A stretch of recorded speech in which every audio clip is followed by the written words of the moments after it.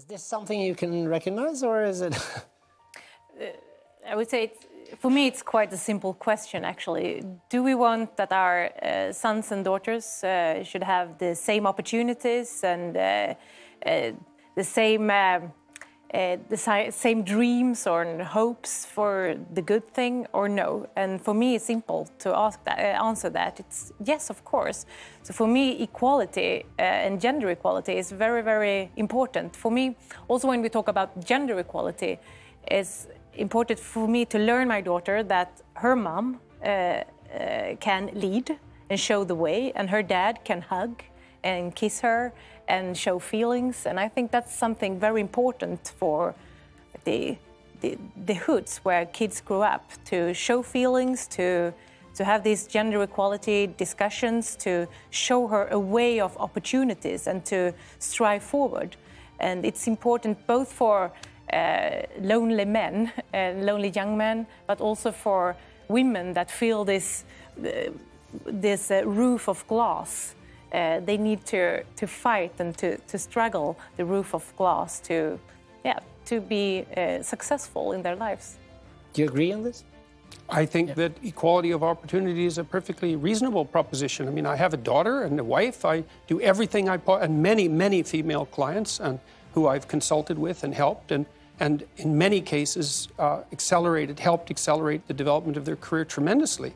It's obviously of great utility to encourage forward striving in young people and people in general. That's not the issue in the least. The issue is the outcome. Yeah, well, then why do you think the outcome, and these countries where the outcome is more equal, why do you think that leads to bigger differences between sexes? Because there's only two reasons that men and women differ.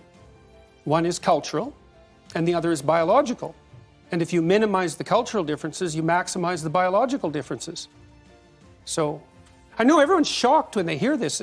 This isn't shocking news. People have known this in the scientific community for at least 25 years. And it's been replicated in the last month 3 times in 3 separate samples, including in Science, which is the world's greatest scientific magazine by a large margin. And it isn't a small effect, it's a huge effect. Excuse me, what does it mean? Does it mean that Scandinavian men and women are having more difficulties meeting each other, talking to each other than other places? No, not necessarily, but it does mean that there are reasons for differences in participation rates in different occupations that aren't a consequence of socialization. So, for example, this is especially true at the extremes. So, for example, on average, men are more interested in things and women are more interested in people. And that's actually the biggest difference we know of psychologically between men and women.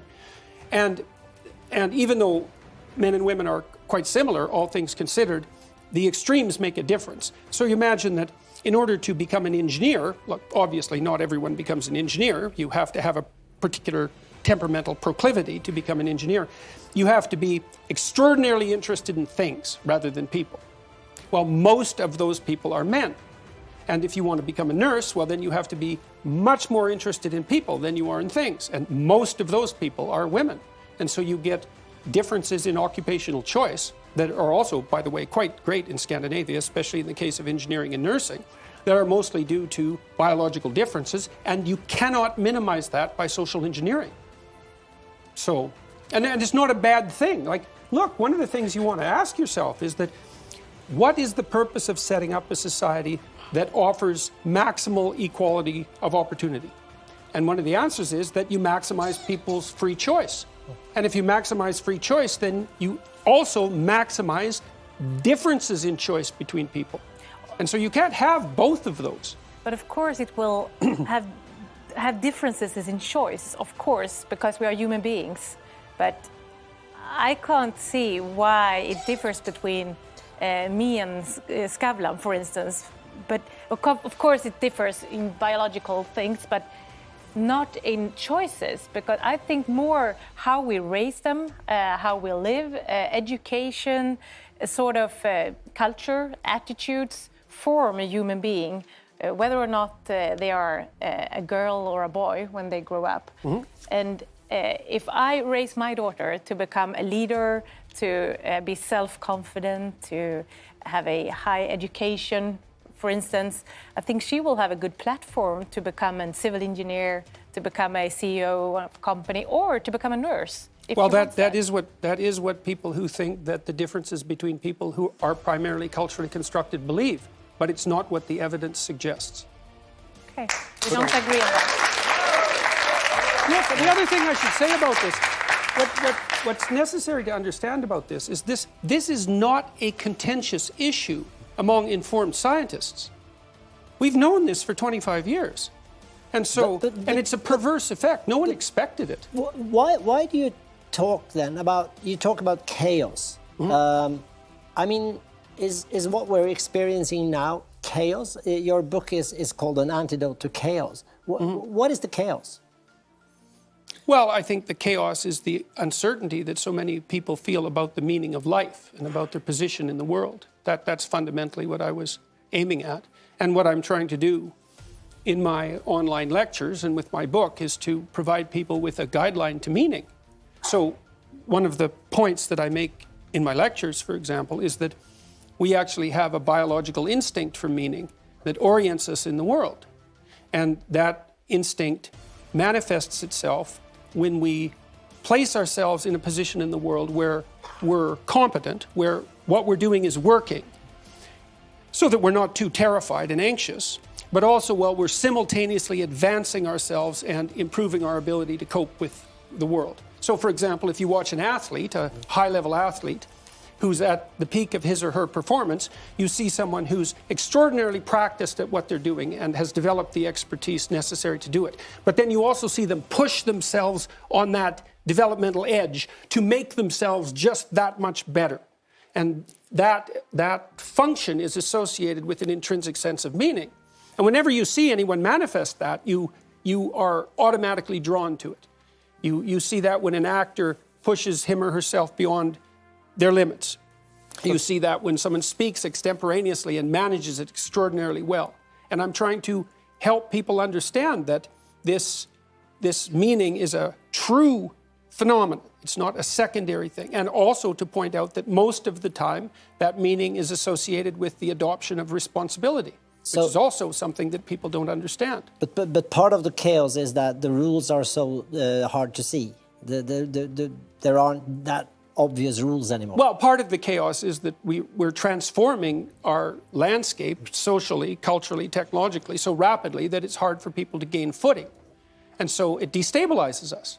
Is this the world you recognize? Isn't the real problem that quite a lot of men, and also young men, are struggling to deal with the fact that women now are more in control of their lives than earlier?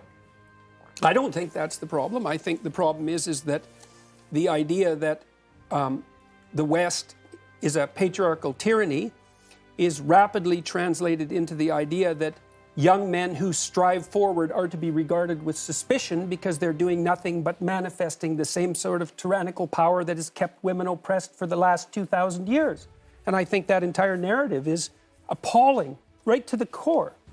So, and I don't see that it's helpful to anyone, because making young men weak or failing to encourage them to be strong, that's a better way of putting it, certainly does the young men no good, and it doesn't do the young women any good at all if they want to find a partner. So you're saying that all along women and men have had the same opportunities, always? No, I'm basically saying that all along hardly anyone had any opportunities. I mean, if you look at the history of the world, things really started to shift in about 1895, but before 1895, the typical person in the West lived on less than $1 a day in today's money, which is about 2/3 the UN cutoff for abject poverty by today's standards. And so what happened through most of the history of the world is that men and women struggled mightily together, sometimes at each other's throats, but mostly cooperatively, to keep the wolf from the door and the tyrant at bay. Life was very, very, very, very difficult. And the fact that we survived it all meant that fundamentally we cooperated despite the fact that we're rife with stupidity, ignorance, and malevolence.